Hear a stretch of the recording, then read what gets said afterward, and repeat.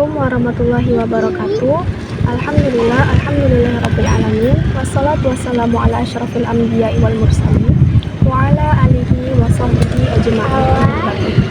Puji syukur kehadirat Allah Subhanahu wa taala yang telah mempertemukan kita di tempat yang kita cintai ini. Yang saya hormati Bapak dosen pengampu, Bapak Dr. Usyono MA. Yang saya banggakan teman-teman sekalian. Tebing tinggi di atas Gunung Merapi, hati-hati bila sedang mendaki. Hidup ini tak bisa diulangi, mari kita mulai saja acara ini. Kurikulum merupakan komponen yang paling utama dalam keberlangsungan belajar. Tujuan adanya kurikulum ini untuk mencapai suatu pembelajaran yang maksimal dan lebih berkualitas. Selain itu, adanya kurikulum maka dapat mempermudah dalam proses pelaksanaan pendidikan sesuai dengan bidang keahlian dan keterampilan manusia. Setiap pendidik haruslah memahami mengenai perkembangan kurikulum yang terjadi dari waktu ke waktu. Perubahan kurikulum menandakan bahwa pendidik maupun siswa haruslah mengupgrade dirinya untuk menjadi lebih baik dan lebih kreatif serta inovatif dalam melaksanakan kegiatan pembelajaran. Adapun tujuan lain pendidik harus memahami perubahan kurikulum dari waktu ke waktu guna sebagai suatu metode pengajaran yang sangat penting bagi konteks pendidikan. Di dalam kurikulum akan terlihat jelas bahwa upaya apa yang dilakukan untuk mendukung perkembangan potensi siswa yang ada pada setiap diri siswa masing-masing. Kurikulum pendidikan Islam mempunyai tujuan dalam menjabarkan pesan Al-Quran serta sunnah Nabi Muhammad SAW untuk dapat menata kualitas hidup manusia pada jalan yang lebih baik. Latar belakang kurikulum pendidikan Islam diharapkan dapat memberi kontribusi ke arah yang lebih baik terhadap perilaku siswa yang paling utama dalam pembentukan akhlak dan budi pekerti, spiritualitas agama dan intelektual dan profesional. Kurikulum pendidikan Islam juga harus sesuai dengan semangat pola kehidupan manusia, menekankan nilai kemajuan, dan mencari terobosan baru yang dapat terbebas dari kebodohan dan kemiskinan. Ciri-ciri kurikulum pendidikan Islam. Kurikulum pendidikan Islam memiliki ciri-ciri sebagai berikut. Yang pertama, menonjolkan tujuan agama dan akhlak pada berbagai tujuannya, kandungan, metode, alat, dan tekniknya bercorak agama. Yang kedua, meluaskan cakupannya dan menyeluruh kandungannya, yaitu kurikulum yang benar-benar mencerminkan semangat, pemikiran, dan ajaran yang menyeluruh. Di samping itu, ia juga luas perhatiannya.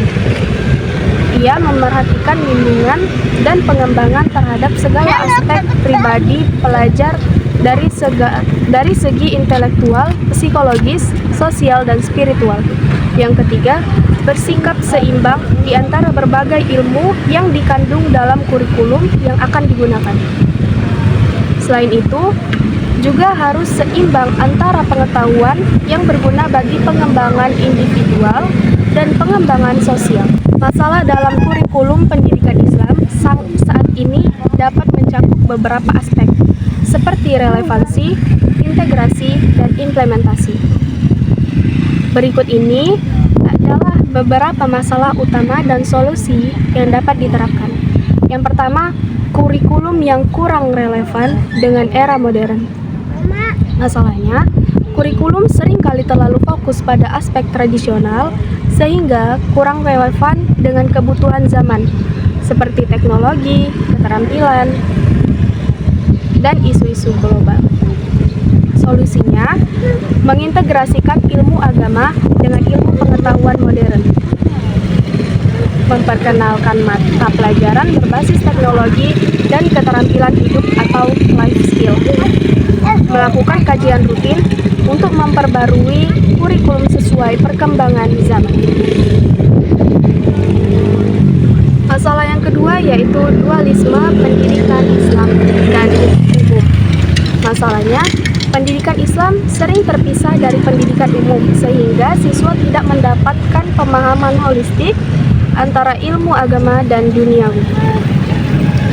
Solusinya, mengembangkan kurikulum yang menyatu nilai-nilai Islam dengan ilmu pengetahuan umum, menerapkan pendekatan integratif dalam pembelajaran seperti pendidikan berbasis akhlak dan nilai-nilai Qur'ani dalam sains dan teknologi. Masalah yang ketiga yaitu kurangnya fokus pada pembentukan karakter dan akhlak. Masalahnya, kurikulum terlalu berorientasi pada hasil akademik sehingga pembentukan karakter Islami siswa kurang optimal. Solusinya, memperbanyak kegiatan berbasis karakter seperti program tahfiz, mentoring agama, dan kegiatan sosial. Menjadikan nilai-nilai akhlak sebagai indikator keberhasilan pendidikan. Yang keempat, keterbatasan sumber daya dan tenaga pendidik. Masalahnya, banyak institusi pendidikan Islam menghadapi kekurangan guru yang kompeten, fasilitas terbatas, dan kurangnya pelatihan. Solusinya, mengadakan pelatihan berkala untuk guru agar mampu mengintegrasikan nilai agama dan teknologi. Mengalokasikan anggaran yang lebih besar untuk pendidikan Islam, baik dari pemerintah maupun pihak swasta. Dengan langkah-langkah yang saya bilang tadi, pendidikan Islam dapat menjadi lebih relevan, integratif, dan mampu membentuk generasi yang berkarakter Islami sekaligus berdaya saing di era modern. Hari panas, sawah membelah, hutan rimba tempat si rusa. Maafkan kalau ada salah, namanya juga manusia. Wabillahi taufik wal hidayah. Wassalamualaikum warahmatullahi wabarakatuh.